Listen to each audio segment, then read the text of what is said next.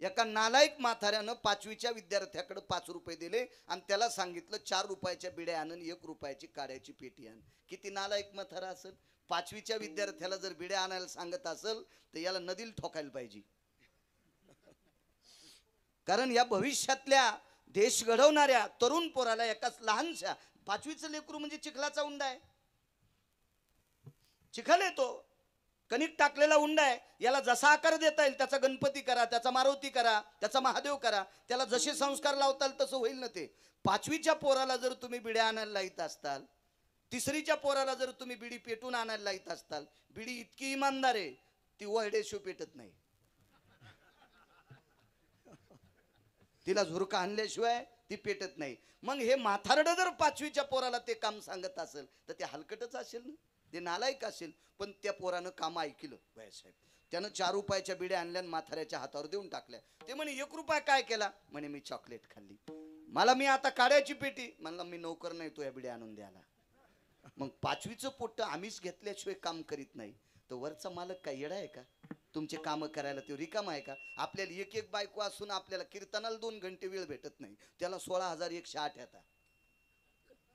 आणि त्या काय आपल्या बायकासारख्या आहेत का? पाहती कवाडाकडून चलती भिताडाकडे. 16,108 आहेत. 16,108.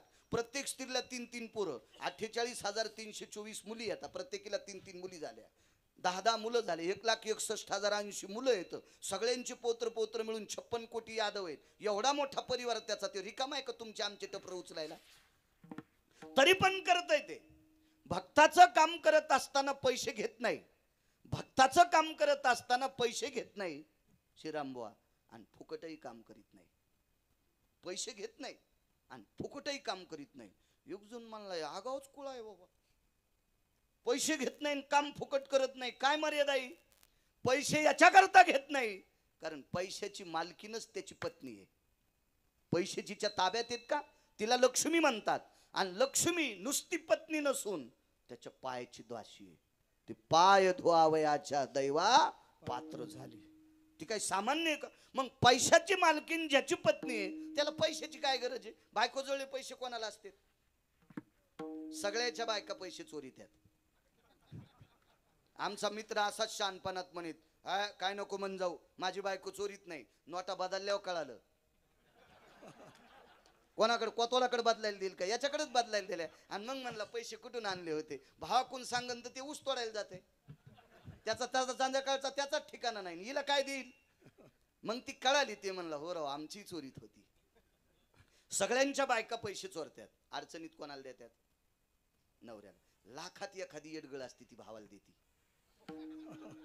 ही ज्याला भेटली असेल त्याचं नशीब पाकिस्तान मध्ये झोपलंय समजायचं. हो, आर्थिक न करंट हाणलं नाही. इकडचे पैसे तिकडे जातात म्हणल्यावर उलटीत नदी वाहलीन ती. हाय का नाही? हाय का नाही? किती विचित्रपणा आहे. किती विचित्रपणा. कल्पना करा कोणाची बायको असू द्या. मी इतका बजबज करतो माझी बी चोरतीन कधी कधी. हा नाही आमच्यावर घेतल्यावर खसखस पिकली तुमची. तुम्हाला लय तुकाराम महाराजाच्या वंशातल्या भेटल्या का? तुम्हाला राग येईन म्हणून माझ्यावर घेतलं. पण कोणाचं दळायलो हे ध्यानात ठेवा. विठाला विठाला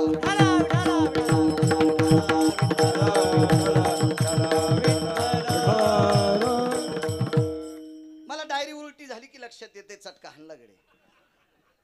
पण एखाद्या वेळेस अडचणीत उगत निघता उगत म्हणायचं लांब जायचं ग. पण काय डिझेलची अडचणच आली. कालचं पाकिट LIC भरली. घेतो पंपावाला आहे ओळखीचा आहे. बहीण एवढं महाराष्ट्रात फिरायचं आणि पंपावाल्याला डिझेल उधार मागायचं. मग काय होत असते आपल्या गळ्यात माळे आपण थोडेच बुडीणार आहेत. नको तसं नाव जाते. आणि म्हणलं मग काय कस करावं? मग बिना तेलाची गाडी कशी जाईन? थांबा मी देते.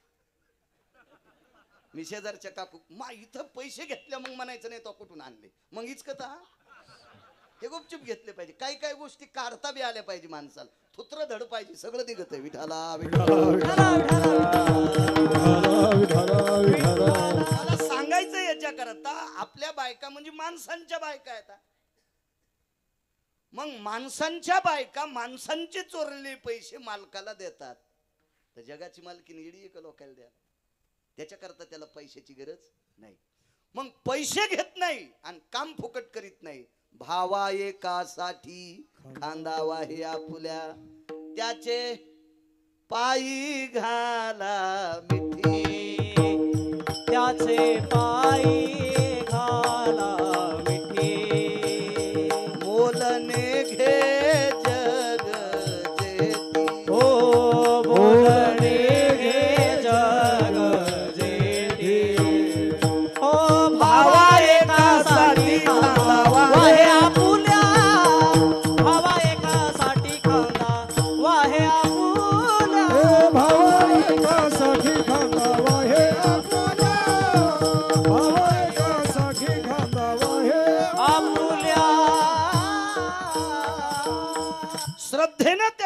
खांद्याला मिठी घालायची, त्याचे पायी घाला मिठी, मोलने घे जगजेटी, भावा एकासाठी खांदावा हे आपुल्या. आपल्याकडे जर त्या पात्रतेचा योग्यतेचा भाव असेल तर ते आपलं काम करत नाही, एरवी करायला रिकामा नाही. देवा कारणे भाव तस्मात, त्याला फक्त भाव पाहिजे. थोर प्रेमाचा हाची दुष्काळ, बाकी त्याला कशाचाच दुष्काळ नाही, त्याला फक्त चांगल्या गोष्टीचा दुष्काळ आहे. आणि जो चांगलं वागतो का त्याचं तो काम ऐकतो, बाकीच्या कोणाचं काम ऐकायला रिकामा नाही. विषय तो त्यांचा झाला नारायण, नावडे जनधन. या सत्तेवर आरूढ असणाऱ्या व्यक्तींचे काम ऐकतो, मधल्यानं किती चाटू फिरू द्या त्याचे काम ऐकत नाही. विठाला विठाला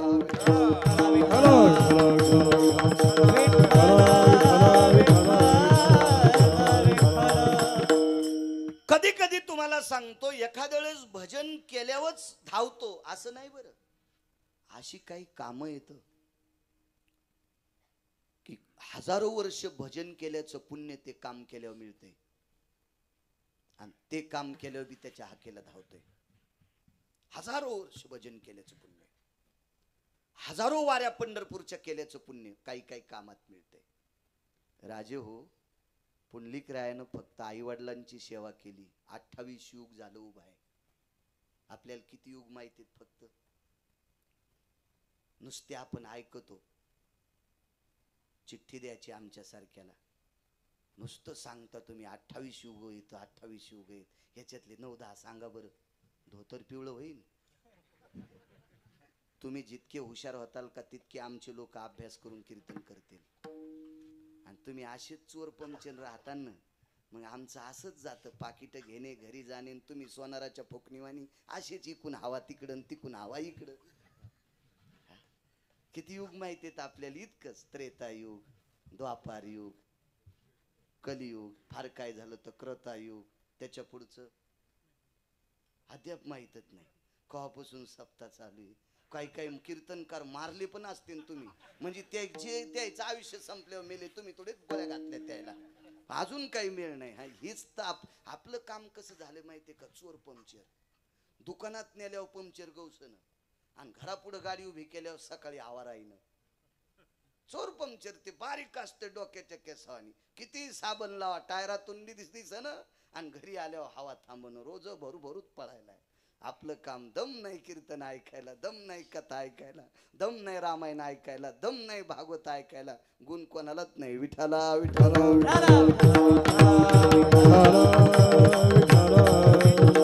मी आता सप्त्यांना मोठं म्हणत नाही. एक जण म्हणला आमच्या इथं 62 लाख रुपये लागले सप्त्याला. म्हणलं मग आणतो काय मला? तुला मी पत्र पाठील का 62 लाख रुपये खर्च म्हणून? नाही म्हणे महाराज तुम्हाला किती मोठे पण वाटायला पाहिजे. म्हणलं जाय तिकडं गायल्या गुंग्या, मी नाही मोठे पण देत. सप्त्याला त्या मोठं म्हणायचंय, किमान प्रत्येक वर्षी 11 तरी पोरांनी माळी घालावं, तो सप्ताह मोठा झाला. कोण्या सप्त्याला मोठं म्हणत असतात काय? कुठं किती बायका तंबाखू खातात?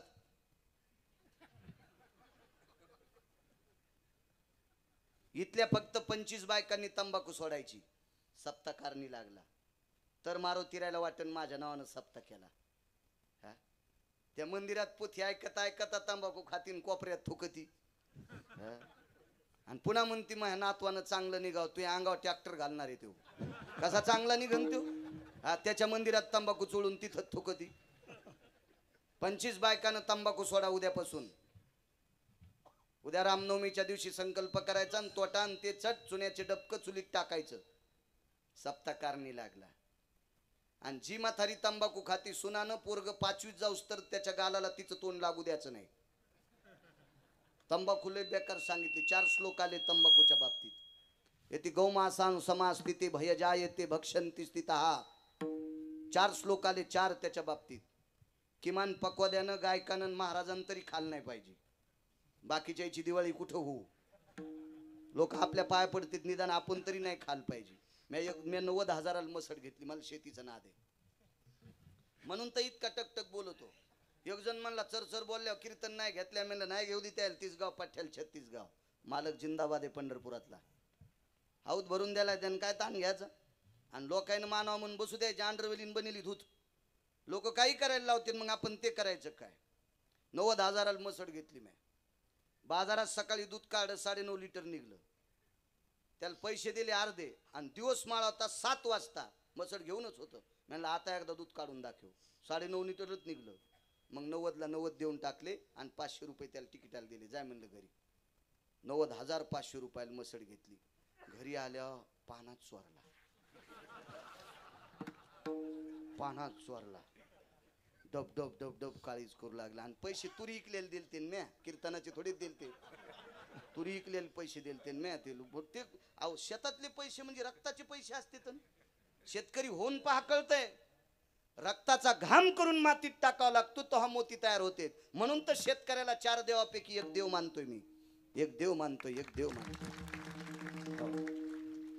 म्या सगळ्या जनावराच्या डॉक्टरला फोन लावला. बिचारे बिना पैशाचे आले माझ्याकडे. चिखलाच पाऊस पडला.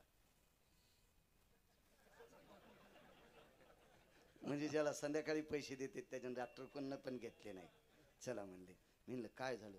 म्हणलं महाराज मसड बिमारच नाही, पण एक जुना मथारा डॉक्टर होता. ते म्हणलं तुमच्या बाजूला कोणी तंबाखू खातं का? मी म्हणलं आमची शेजारीनच आहे.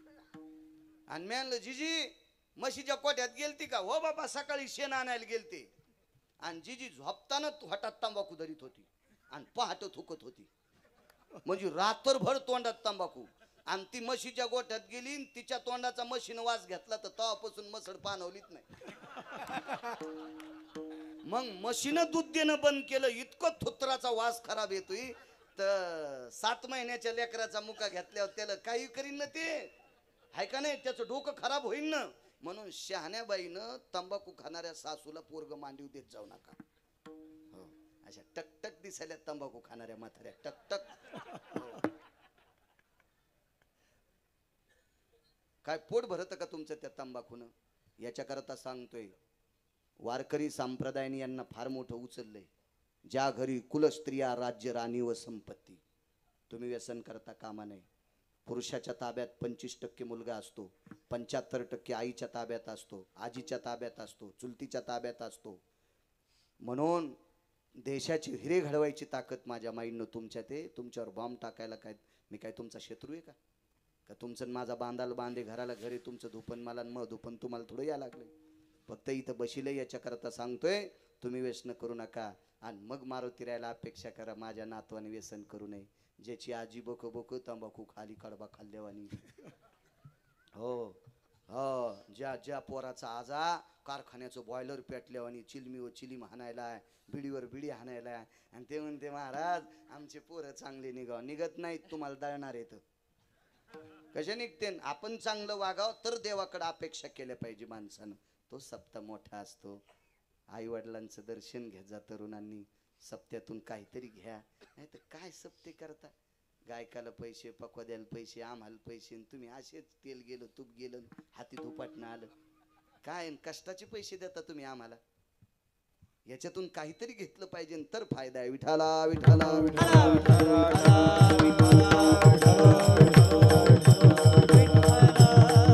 असो मुद्द्यावर येतो. हकेसर शिवडी अशी काही काम आहेत. ते काम केल्याच्या नंतर हजारो वाऱ्या केल्याचं पुण्य प्राप्त होत आहे. हकेसर शिवडी सांगते. एक श्रीमंत व्यक्ती मस्ताडा, फार श्रीमंत होता. किती श्रीमंत सांगू? त्याच्या श्रीमंतीची दखल माझ्या तुकोबाऱ्याने घेतली. तुका म्हणे ज्याची संपदा एवढी. फार मोठी श्रीमंती होती. त्याला घर 7 कोटी होते सोन्याचे. किती श्रीमंत सांगू तुम्हाला? त्याचा एक बंधा दरोजा ऐकल्यावर 35 बारे आमदार होता येते.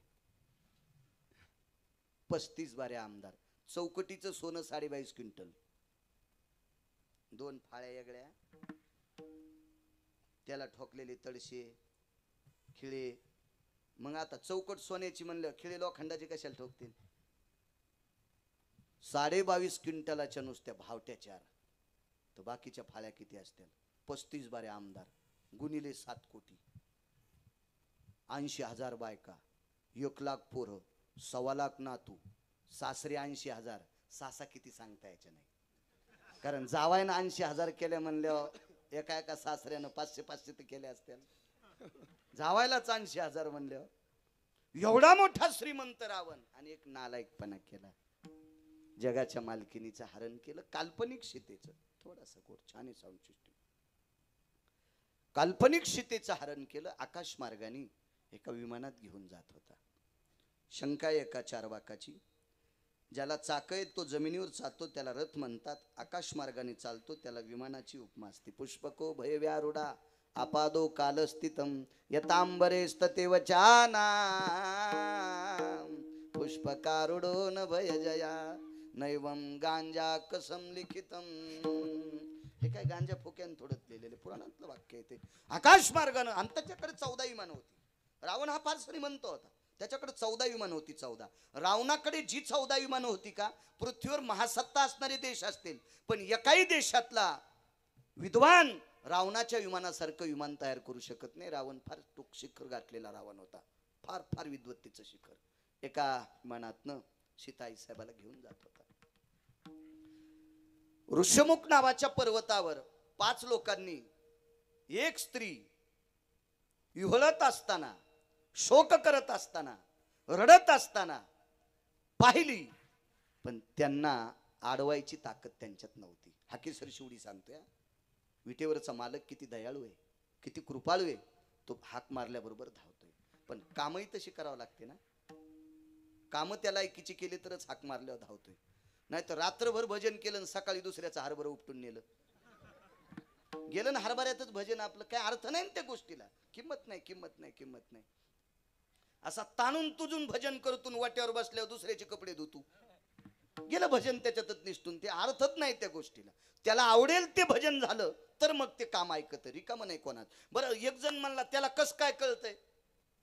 मुद्दा गोड आहे ना. आपण काय करायलो त्याला कस काय कळतंय. तुम्ही किती मोठं सेंटर असू द्या, हे फार संवेदनशील सेंटर आहे परीक्षेचं. तुम्ही तर शाळेतले डॉन आहेत. हे संवेदनशील परीक्षेचं सेंटर आहे. संवेदनशील परीक्षेचं सेंटर आहे. तरी आमच्या मित्रानं चष्म्याच्या दांडीत कॉफी नेलती. चष्म्याच्या दांडीत असतीच किती मोठी दांडी पुटुळी केली, मस्त त्याला गुंडाळले. त्याला वाटलंय पांढऱ्या दांड्याच असत्या. इतकं हुशार, इतकं हुशार. पण राजे हो, त्याच्याकडे कॉफी चालत नाही. त्याच्याकडे 2 माणसं आहेत, इतके पारंगत आहेत. त्याची पावसाळ्यात शाही संपत नाही, उन्हाळ्यात शाही वखत नाही, हिवाळ्यात शाही गोठत नाही. त्याचा पेपर वाहत नाही, जळत नाही, वाऱ्यानं उडत नाही. इतके विद्वान माणसं पंढरपुरातल्या मालकानं तपासायला प्रत्येक माणसाकडे 2 ठेवलेत. चित्रगुप्त भय सकल सुधा छंद पराभय जायन्ते कालति खंडति भय व्याप्तीना कालति खंडति भय व्याप्तीना पुण्य प्रकोपति जायन्ते अनिष्टता भय पापाग्नो भय जायन्ते कृतुंजना भय जायन्ते कृतुंजना दिनत्रयं भय सकल सुदेश दिनत्रयं भय सकल सुदेश निशिकाला भय जायन्ते निशिकाला भय जायन्ते निशिकाला भय जायन्ते. रात्र असो दिवस असो, उन्हाळा असो हिवाळा असो पावसाळा असो, त्याचे 2 माणसं झोपत नाही. एकाचं नाव आहे चित्र, एकाचं नाव गुप्त. दोन्ही कॉलम लिहित राहतात पुण्याचा आणि पापाचा. इतका काटेकोरपणानं पेपर तपासला जातो. तो पंढरपुरातल्या मालकाचा पेपर आहे, तो काशीतल्या मालकांचा पेपर आहे. ते भंगऱ्या भोंगऱ्याला मोजित नाही. आपण काय करतो हे सगळं करतोय. अंधारात करा, उजेडात करा, मळ्यात करा, घरी करा, रस्त्याला करा, कुठेही पाप करा. ते लिहितच बसलाय. शाही संपतच नाही त्याची. आणि त्याला उजेडाची गरज नाही. त्याला आपण म्हणत दिसत कळतं त्यांना आपण काय करतो ते. त्याला आवडलं की मग तो काम ऐकतो. ही 5 लोक तिथं होती. कोण कोण होती. त्याच्यापैकी एक मारुतीराय होते. यांच्या देखता रावणानं सीता नेली. मारुतीरायच्या देखता मारुतीरायच्या समक्ष सीता नेली. 5 लोक अशी पाहत होते, आक्रोश करत होत्या सीताई साहेब. वैकुंठ अशी माधव महाराज मगर सुरजखेडकर सांगायचे. मारुतीरायची अशी तळमळ होती सीताई साहेबाला सोडावं, पण ताकद नव्हती. एक जण म्हणला बाळू महाराजाच्या गोळ्या संपल्या असत्या का रे. मारुतीराय झाल्या झाल्या सूर्याला गिळायला गेले.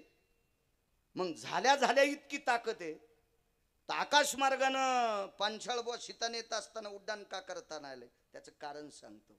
मारुतीरायानं बालपायात थोड्या खोड्या केल्या. कोणत्या खोड्या माहिती? साधूचा आश्रमच उचलायचा पर्णकुटीन, जिथं पाणी नाही तिथं नेऊन टाकायची. जिथं पाणी नाही का तिथं नेऊन ती पर्णकुटी टाकायची. झोपीतच साधू संध्याकाळी तितकी जागाच उचलायची. अहो ज्याला द्रोणागिरी उचलता येतो त्याला गाव उचलायला काय मोठं अवघड आहे. आणि 50 बाय 50चा प्लॉट उचलायला तर त्याला ती मुंगी उचलल्यावर येईन ती नख घालणं उचलणं संगच. हो सकाळी साधून उठा तर काहीच दिसणं सारं जंगलच आहे. मग सगळ्या साधूंच्या लक्षात आलं हे काम कोण करायले? मारुतीराय. ऋषी मुनी योगी जपी तपी अनुरागी सिद्ध एकत्रित आले आणि संकल्प सोडा शाप दिला. हनुमंता तुला बोलून सांगतो तू मोठा होस तर तुझ्याकडे ही शक्ती राहणार नाही. नाही म्हणे मी आता नाही करणार, काही करू न करू पण शब्द गेला म्हणले. आणि ते शब्द काय? अशा बारक्या बुरक्या 4-2 अभंग पाठ करणारे थोडा द्यालता. ज्यांच्या तपश्चर्या करता करता नखाच्या चुंबडी वळल्यात, डोक्यावर सरपणाचा भारा घ्यावा अशा जटा वाढल्या येतात. शास्त्र वाचिता वाचिता ज्यांचे बोटाचे कांडे उघडलेत असे सिद्ध पुरुष होते, त्या लोकांचा शाप होता मारुतीरायाला. मारुतीरायानं प्रणाम केला. परत कधी भेटेल? ज्या दिवशी विश्वाचा मालक तुला भेटन त्या दिवशी शक्ती पुन्हा परत मिळेल. मारुतीरायाला कधी ताकद मिळाली माहिती? पंपा सरोवरावर प्रभू रामचंद्र भेटले आणि त्या दिवशी ताकद पुन्हा वापस आली. पण सीताई साहेब जात असताना मारुतीरायाला दिसत होत्या अंतकरण असं लवचिक झालं, धडतर तरतर करत होतं अंतकरण, पण करता काय राजे हो, धरता येत नव्हतं, शक्ती क्षीण झालेली होती. पण सीताई साहेब हुशार होत्या. हे 5 लोक माझ्याशी टळटळ आहेत, माझ्यासाठी यांचं अंतकरण तुटतंय म्हणून दागिन्याचं गाठोडं तिथं टाकून दिलं.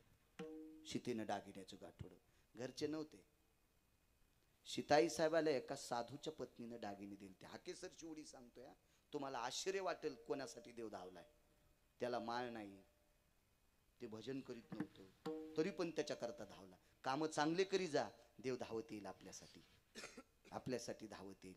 ज्या सासू सासऱ्यांनी काबाड कष्ट करून संपत्ती पोरासाठी कमवावा आणि त्या पोरानं म्हातारपणात मायबापाला सांभाळू नये, किती दुःख वाटत असेल देवाला. ज्या सासू सासऱ्याने 72च्या दुष्काळात दिवा इझून संध्याकाळची रात्र काढली, असतील काही म्हातारे की जेवण झाल्याच्या नंतर झोपताना दिवा इझित होते, आजच्या दिव्याचं तेल उद्याच्याला मिळावा, आपले लेकराचे संसार गोड व्हावा, अशी काटकसर करणारी आपली बापदादे होती. आणि त्यांनी इतक्या कष्टानं प्रॉपर्टी कमवावा आणि त्याच्या सुनानं सासूकून किल्ल्या हिसकून घ्यावा. भिताड पडून तू अंगाव भिताड, तुला जेसीबीनं उकरून काढावं लागन बाई, तुरी माती करायचं काम पडणार नाही.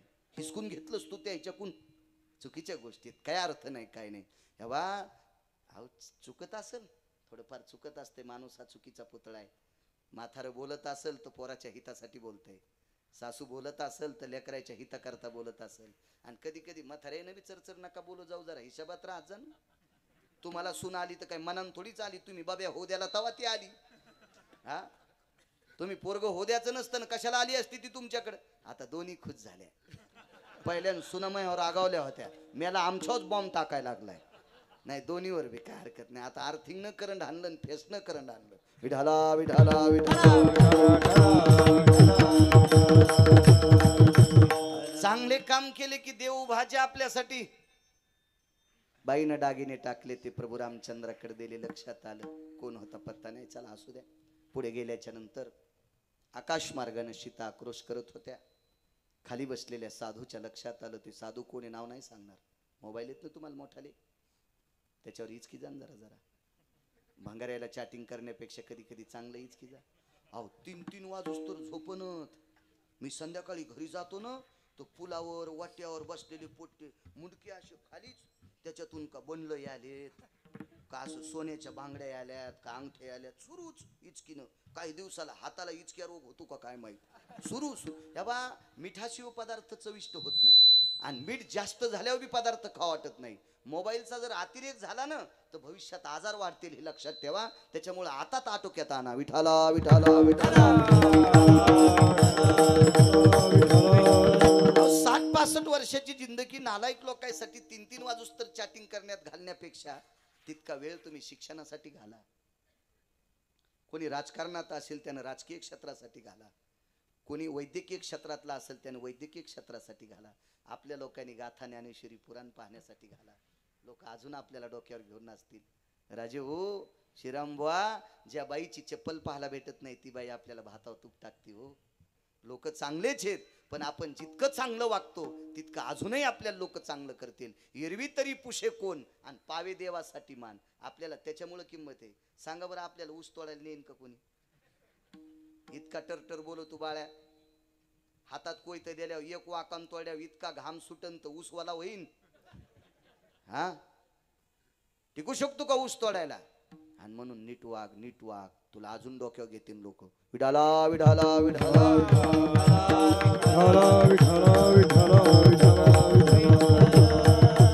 एक साधू बसलेला आहे आणि त्या साधूच्या सानिध्यात एक पक्षी आहे.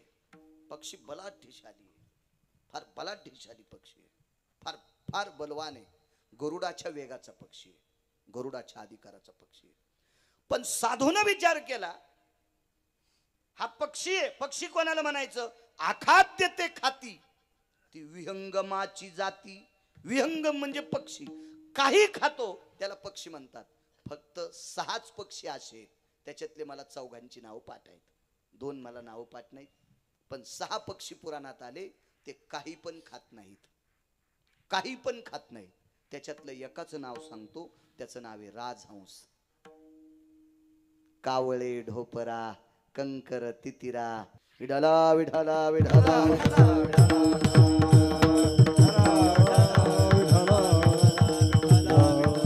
बोलण्यात आमचा जरा सवरी जाऊ शकतो. हाणायचा खणखण ठोका, त्याच नाव पक्वदे असते. विठाला विठाला विठाला.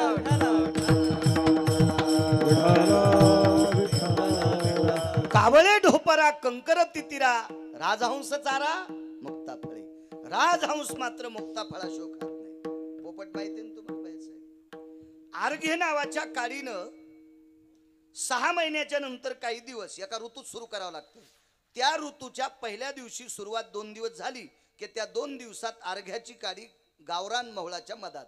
म्हणजे हे डब्याची इकत आणता ते नाही, ते कोणी सांगते? हे उत्कृष्ट क्वालिटीचा मध्ये. ॲडव्हर्टाईज करणाऱ्याला विचारावं मोहळ कसं ओलीत, हवा जाईन त्याची. ॲडव्हर्टाईज करणाऱ्याला माहित असते का? खताची ॲडव्हर्टाईज करणारा फिल्मी सृष्टीतला माणूस असतो. त्याच्या हातात युरिया खत द्याचा 15 मिनिटं, हात काळा होईल. खताची ॲडव्हर्टाईज कोणी करायला पाहिजे? ज्यानं भरघोस शेतात पीक काढत त्याला. पण त्याला सांगते ते फार काय झालं तर सौंदर्य प्रसाधन वस्तूची ॲडव्हर्टाईज करणारी लोक असतात. खताची ॲडव्हर्टाईज त्याच्या हाताने. त्याला सांगा बरं, भुईमुगाच्या शेंगा खाली लागतात कवर इथं. काय झालंय आपल्याकडे नेमकं अशाच काही गोष्टी चुकत्यात बघा. तुम्हाला एक माहिती आहे का? झाडे लावा झाडे जगवा शासनाचा नारा आहे. फोटो खड्डा खाणाऱ्याचा काढतेत का झाड लावणाऱ्याचा? म्हणूनच झाड वाचनत. झाड म्हणलं ज्याचा घाम निघला त्याचा फोटो काढीनच. आणि एअर कंडिशनर गाडीतून उतरलंय त्यानं झाड हातातच धरलंय, तितक्यात मचाक मचाक मचाक कॅमेरे. झाड म्हणलं आपल्याला वाचायचंच नाही. म्हणजे ज्यानं खडा खाणलाय त्याचा फोटो नाही आणि 5 मिनिटं येणाऱ्याचा फोटो. आपल्याकडे ते सूत्रच असे झाले ना, त्याच्यामुळे काही काही गोष्टी 7-8 गोष्टी गाफील आहेत. असो, जाऊ द्या. त्या साधून विचार केला, ही बलाची देवता आहे. देवता शब्द चुकीचा गेला, बलशाली आहे, हे कामाचं आहे, पशु आहे. पोपटाचं सांगत होतो, आर्घ्य नावाच्या काडीनं 6 महिने त्याची जर जीभ घासली तर 6 महिन्याच्या नंतर पोपट रामराम घालतोय. या पाहणं इतकं पण म्हणतोय. पण पोपट्या सोयाबीनवरच्या आळ्या खातोय. रामराम घालीन ते, पण खाणं सोडित नाही. 6च पक्षी असे आहेत, त्याच्यापैकी राजहंस एक आहे. पुढचे 3 मला पाठ आहेत, पण सगळ्या गोळ्या एकखट्या घेतलं की रिॲक्शन येत असते. म्हणून हे दुसऱ्या दिवशी पाहू पुन्हा. याचं तुम्ही म्हणताल पुन्हा याचंच का? हा, नाही तसं काय विषय नाही, ते नका ताण घेऊ. मग हाता खाद्य ते खाती. पशुपक्षाच्या बाबतीत मालकांचं वाक्य, पशु काय पाप पुण्य जाणीती, उत्तम मध्यम भोग भोगीती, चला खातो काही पण बलशाली आपल्या कामाचं आहे आणि कामाची माणसं सांभाळली पाहिजे. त्या साधून कधी कधी आश्रमावर आला की त्याच्याकडे अशी फळं फेकीत होता, ते फळं खायचं. दोघांचं प्रेम जुटलं. साधू अधिकारी आहे साधू. काही काही साधूनं सांगितलेली कामं त्यानं करायची, जी कामं करू नको म्हटल्यावर ती करायची नाही. शेवटी त्याला वळण लागलं राजू, वळण लागलं. अहो जनावराला वळण लागते. मी एका मोठ्या माणसाच्या घरी गेलो. आता कुत्रं हॉलमध्ये नसावा, पण बऱ्याच कुत्र्यांना कळत नाही कुत्रे कुठं ठेवा. म्हणजे आता ते ज्याच्या त्याच्या डोक्याचा भाग झाला. पण आम्ही निघल्याच्या नंतर ते म्हणले महाराज मला सुद्धा गडबड आहे. लागलीच आवाज द्याला, टिप्पी, कुत्र्याचं नाव टिप्पी. ए टिप्पी माझा मोबाईल घेऊन ये. त्यानं टिपवायवरला मोबाईल तोंडात धरला आणि मालकाच्या हातात द्याला. म्हणजे शिकिलं की नाही कुत्र्याला. फक्त कुत्र्याची लाळ लागलेला मोबाईल ज्या कुत्र्यानं हातात घेतला. आपल्याकडे माझ्याकडे 2 श्लोक होते. कुत्र्याच्या जाती 6 पुराणानुसार. आता ज्या जाती केल्या त्या संक्रमित, पण शास्त्राच्या नुसार फक्त 6 जाती. सारमे नावाची कुत्र्याची जात आहे, ही पोलीस डिपार्टमेंट क्षेत्रात वापरल्या जाते. आणि आपल्याकडे जे कुत्रे फिरतेत का हे इकडे तिकडे शेपटी हालीत, याला ग्राम सुकर नावाचं कुत्रं म्हणतात. बाकीच्या 4 जाती कोणत्या त्या तुम्ही मोबाईलवर पहा. आता नशीब खोटे, मला तरी बारीकसा मोबाईल आहे, तुम्हाला मोठ्याला येतं. भेदाडासारखे आहेत, मुक्काम पड्या, अर्धा हातरा अर्धा पांघरा इतकी जा तुम्हाला त्याच्यात सापडतील सगळ्या गोष्टी. मला लहानसा की पैसे आहेत माझ्याकडे, पण मला घ्यायचं नाही. आता 90 वर्ष लुगडं घातलं म्हातारपणी गाऊन कशाला घालू. त्याच्यामुळे आता याच्यावरच मरायचं आपल्याला. काय मला याच्यावर कीर्तन येतेत ना पुन्हा. आज थोडंच लोक थोडेच म्हणतात त्याला भारीचा मोबाईल नाही त्याचं कीर्तन घ्यायचं नाही. काय करायचं त्याला, आहे का नाही. त्याच्यामुळे धक्ता आपल्या याच्यावर. तुम्ही बघा जा, तुम्ही बघा. त्याच्यामुळे तुम्हाला सावध करायला लागलो. काय सांगू लागलो. जमला साधू, वा वा वा वा. महाराज त्या साधूनं सांगितलं आमकी आमकी कामं तू करायची नाही. ठीक आहे, काय हरकत नाही, करत नाही. आकाश मार्गाने रावण सीतेला घेऊन जात होता, काल्पनिक सीतेला. खऱ्या सीतेला हात लावायची ताकद त्याची नव्हती. कुठं अदृश्य झाली, कुठून बाहेर आली, हे सगळं तुम्ही पुराण बघा, लक्षात येईल तुमच्या. मला 2 बैलानं 300 एकर जमीन कशी पाळी घालता येईल. 2 तास आहेत त्याच्यात. सुरुवातीचं भजन, पुन्हा चाली, मधलं रामकृष्ण हरी, ह्या सगळ्या गोष्टी. आणि त्याच्यातून मला बोलायचं, जितकं सांगता येईल तितकं सांगण्याचा प्रयत्न करेल. योग असा आला, साधूनच सांगितलं बाळा एक काम कर. ही जी स्त्री आहे, हा जो घेऊन जात आहे, हा मूर्ख व्यक्ती आहे. आणि ही ज्याची त्याची स्त्री, ज्याची त्याला आपण देऊन टाकू, पण तू अडव. शक्ती आहे तुझ्यामध्ये. लगेच असे पंजे पसरले. रावण हुशार माणूस होता. रावणाला माहित होता हा जो पक्षी आहे का, याचं नाव होतं जटायू. अत्यंत शक्तिशाली पक्षी होता. आणि त्याची जी नख होती का, त्याच्या मनात आल्यावर तोंडापासून तर पार पायापस्तूर वर बरडा असतं. रावणाच्या बेंबीत एक मेमरी कार्ड होतं, ते निघलं की रावण मरत होता. आणि नेमकं याचं नख जर बेंबीतच अडकून मेमरी कार्ड बाजूला सरकलं तर रावण कसा वाचन. त्याला माहित होता बरोबर आकारानं नख तिथंच येतात. युक्तिवाद लढवला. सर्वांना ज्ञात आहे रामायणातला कथाप्रसंग. रावणानं अंगठ्यात मरण सांगितलं. ते खरं बोलणार होतं बिचार पक्षी, त्याला काय ज्ञान. त्यानं पंखात सांगितलं, घेतली पक्का उपटून. लालबुंद शरीर खाली पडलं. राजे हो, पक्षी आळ्या खात होता, पक्षी किडे खात होता. अखाद्य ते खाती ती विहंगमाची जाती. ते काय माळ नव्हती त्याला, ते काय भजन करीत नव्हता, ते काय तपश्चर्या करीत नव्हता. पण रथात बसलेल्या बाईच्या अंतःकरणात कळकळ निर्माण झाली. आणि तिनं सांगितलं, बाळा मी ज्याचं स्मरण करते त्याला हाक मार. आईसाहेब रामप्रभूचं स्मरण करीत होत्या. श्रीराम जय राम, श्रीराम जय राम, श्रीराम जय राम स्मरण करीत होत्या. मी ज्या नामाचं चिंतन करते त्याला हाक मार, तुझ्या कामा करता धावेल. पडला खाली. पक्षाला हाक मारता येते का? कशी मारता येईल हाक? पण राजू लक्षात ठेवा, अंतःकरण प्रत्येकाचं बोलतंय. अंतःकरण बोलतंय. मालकाचा पुरावा आहे. पशु काय पाप पुण्य जाणीती, पण पशुला मन आहे. बरं तुम्हाला एक सांगू का, जो बैलाला टायमाला पाणी पाजतो आणि वेळेला वैरण टाकतो, त्यानं कोठ्यात रातच्या 2 वाजता जा, त्याला बघितलं कीच बैल उठून उभे राहतात. आणि जो बैलाची सोय करीत नाही का, ते हांबरत नाहीत, त्याच्याकडे बघत नाहीत, ते म्हणतात बैलच आला. ते काय म्हणतात, बैलच आला. म्हणजे मन आहे का नाही सांगा बरं. मन आहे ना, मन आहे जनावराला. की जो वेळेला पाणी पाचतो न वैरण चालतो त्याच्यासाठी जनावर उठतंय. अहो ज्या कुत्र्याला तुम्ही भाकरी टाकता ते कुत्र शेपटी आली ते आपल्यासाठी. त्याचं मन आहे प्रत्येकाला अंतकरण आहे. आणि तो शब्द अंतकरणात ठेवला. पंख तुटलेली होती, पळसाच्या फुलासारखं लालबुंद शरीर झालेलं होतं. तो विस्तीर्ण ते पाड शरीर खाली पडलेलं होतं. आणि अंतकरणातून ध्वनी निघला, राम राम राम असा ध्वनी निघला. ब्रह्मांडाच्या मालकावर एक फार मोठं दुःखाचं काहूर होतं. बायको हरवणं सामान्य दुःख आहे का? प्रापंचिक माणसाला सर्वात मोठं 6 दुःखापैकी एक दुःख ते आहे. 6 दुःख सांगितले प्रपंचात, त्याच्यातले 1 नंबरचं दुःख ते. आणि तो जगाचा मालक आहे. शेष भगवान लखनलालजी विश्वाचे मालक भगवान प्रभू रामचंद्र हे दोघं रस्त्याने चालत असताना आवाजाचा तो हृदयावर आवाज आदळला. आणि त्या दिशेनं प्रभू चालत असताना लखनलालजीने विचारलं, प्रभू इकडे कुठे? नाही रे, एक हाक मारतंय. धावत गेले. तिथं पाहतात तर पक्षी पडलेला आहे. पक्षी पडला. पक्षी हाकेसर शिवडी सांगतोय, पक्षी पडला. काय करावं? रक्तानं तोंड माखून गेलत. रक्तानं माखलेल्या तोंडाला माती लागलेली होती. डोळ्यात माती, चोंचीत माती, जिभेला माती, जिकून तिकून अंगाला माती लागलेली होती. पुसायचं कशानं? आमचा एक मित्र भागवत रामायण सांगतो. काय सांगायचं तुम्हाला बरं का? आणि काय प्रभू रामचंद्राच्या अंतकरणात दया आली बरं का. लागलीच खांद्यावरचं उपरणं काढलं आणि जटायूचं तोंड पुसलं. अरे प्रभूच्या अंगावर वलकल्ले होती, कपडे नव्हते रे सुंबळ्या. जरा वाचून सांग जाय, माणसं मरतेन तू ऐकले आहो.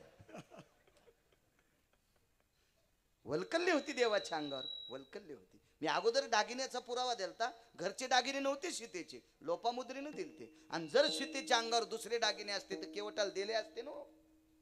फक्त मंगळसूत्र आणि पायातले जोडे होते. याच्या व्यतिरिक्त सीता आई साहेबाकडे काही नव्हतं. आणि प्रभूच्या अंगावर वलकल्ले होती. मग तोंड तर पुसलंय, कशाने पुसलंय? व्रतस्थ भगवान असल्यामुळे जटा लांबलेल्या होत्या. व्रतस्थ आहेत प्रभू, जटा लांबलेल्या.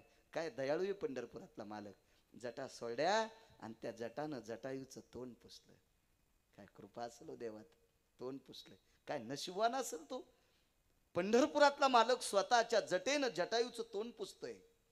पूर्ण अंगात ती लागलेली माती गीती सावरली आणि त्या जटायूचं डोकं मांडीवर घेतलं. कोण आपण? जटायू आहे. कोण केली अवस्था? करू द्या, काही ताण नाही.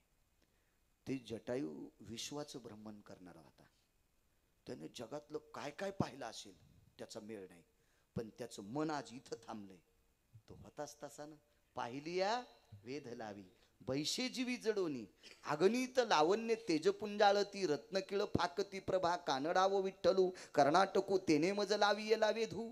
रूप सावळे सकुमार, कानी कुंडल मकराकार. काय रूप पाहता लोचनी, सुख झाले ओ साजनी.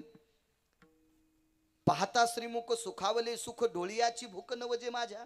ही त्याच्या रूपातली ताकद आहे. कोटी ब्रह्म हत्या श्रीमुख पाहता जाती, ही त्याच्या मालकाची रूपातली ताकद आहे. आणि ते रूप बघितल्याच्या नंतर त्या पक्षाला किती आनंद वाटला असेल. नय योगी याच्या ध्याना ध्याता नातोडशी, तो आम्हापाशी. अहो जपी तपी योगी सिद्ध मुनी बेजारीत, त्याला स्वप्नात नाही त्याच्या. आणि पाखराच्या पुढे आणि त्या पक्षाला मांडीवर घेतलंय. काय आनंद वाटत असेल त्याला. त्याने विचार केला, याला बोलण्यात वेळ घालण्यापेक्षा याच्याकडे नुसतं पाहतच राहावा, याच्याकडे पाहतच राहावा. आणि पाहत पाहत पाहत पाहत मालकाच्या मांडीवर प्राण सोडला. नुसती हाकेसर शिवडी नाही, पुढचं ऐका, बघा पुढचं बघा. मालकाच्या मांडीवर मान सोडला, प्राण सोडला.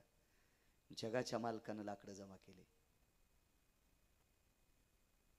जटायूचं पार्थिव लाकडावर टाकलं, वरती काही लाकडं टाकले आणि भडाग्नी नावाचा अग्नी स्वतः प्रभू रामचंद्रानं जटायूला दिला.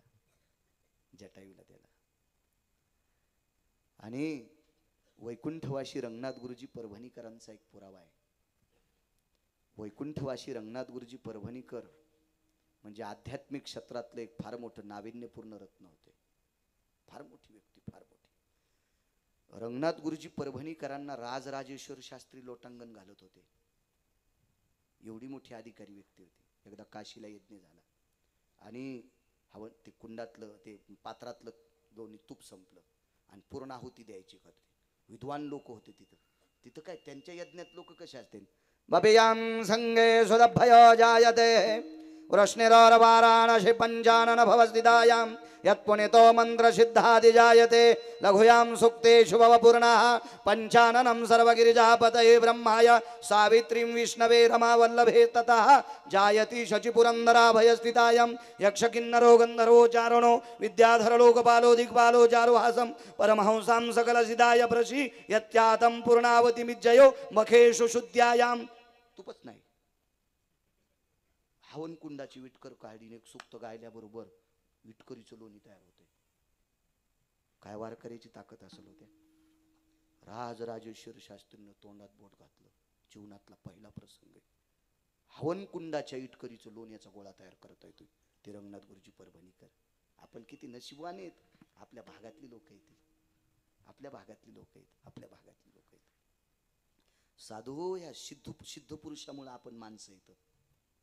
रंगनाथ गुरुजी परभणीकर असतील, मोतीराम महाराज फळेकर असतील, मारुतराव महाराज दस्तापूरकर असतील, मारुती महाराज कानेगावकर असतील, माऊली दादा चाकरवाडीकर असतील, हे प्रांतीय संत आपण यांच्यामुळे माणसासारखे वागायलो. राजे हो, ज्ञानोबराय तुकोबरायच्या नंतर ही संत जन्माला आली नसती ना तर आपण माणसं राहिलो नसतो.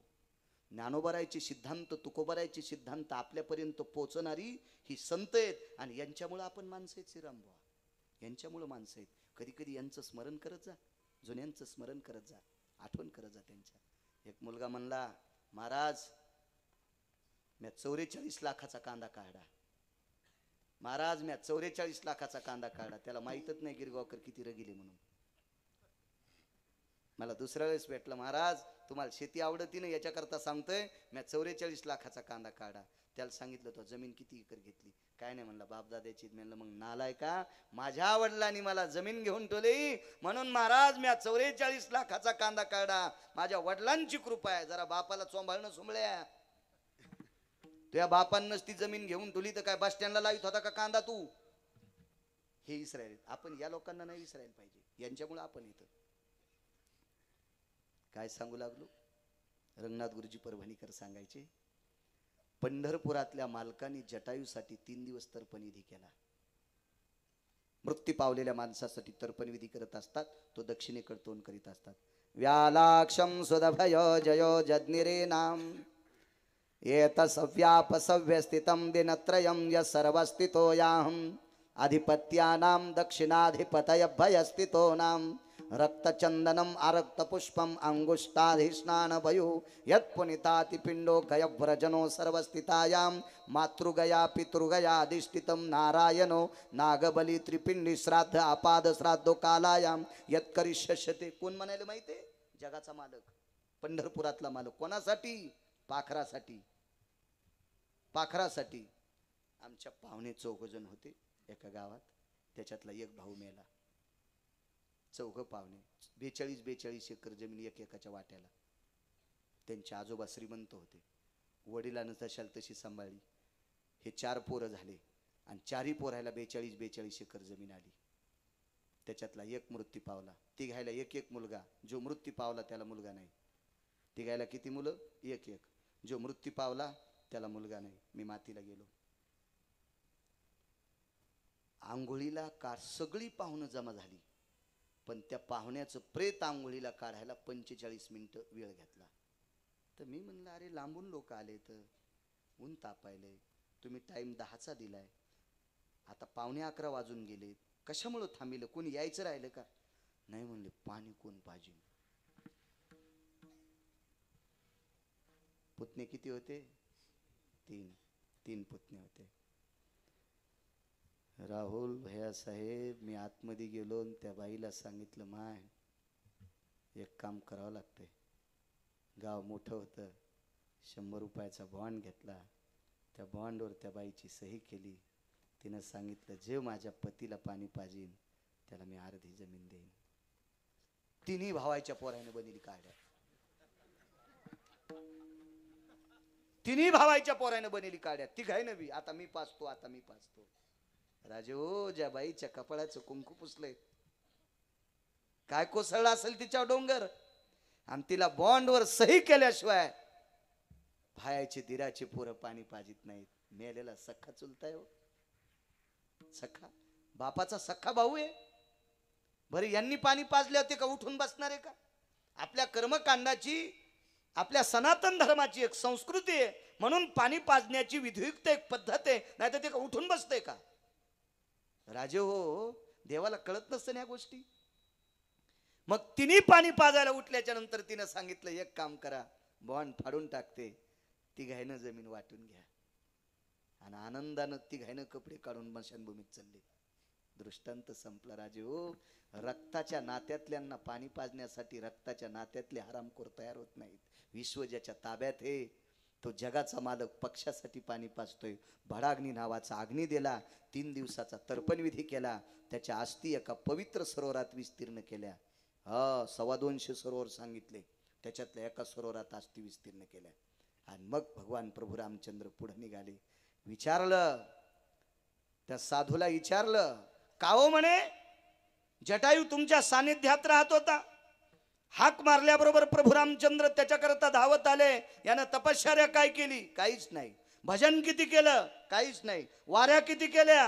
काहीच नाही. माळकरी होता का? काहीच नाही. मग देवानं काय यावा? त्याचं कारण सांगतो. काम किती मोठं केलं. या पवित्र देशातली स्त्री जगदंबा आहे, या पवित्र देशातली स्त्री सावित्री आहे, या पवित्र देशातली स्त्री लक्ष्मी आहे, या पवित्र देशातली स्त्री गिरिजा पार्वती आहे. आणि या पवित्र देशातल्या स्त्रीच्या आबरूच्या संरक्षणाकरता स्वतःच्या प्राणाची आहुती दिली. या पवित्र देशातल्या एक नालायक व्यक्ती या पवित्र देशातल्या पवित्र स्त्रीची आबरूची विटंबना करत होता, आणि तिला त्या विटंबनेतून मुक्त करावा याच्याकरता स्वतःच्या प्राणाची आहुती दिली. कोट्यावधी जन्म भजन केल्याचं पुण्य जटायूला प्राप्त झालं, आणि त्याच्या अंतकरणाच्या धाव्याला जगाचा मालक धावला. म्हणून मालक पहिल्या कडव्यात म्हणतो, हा केसरी सी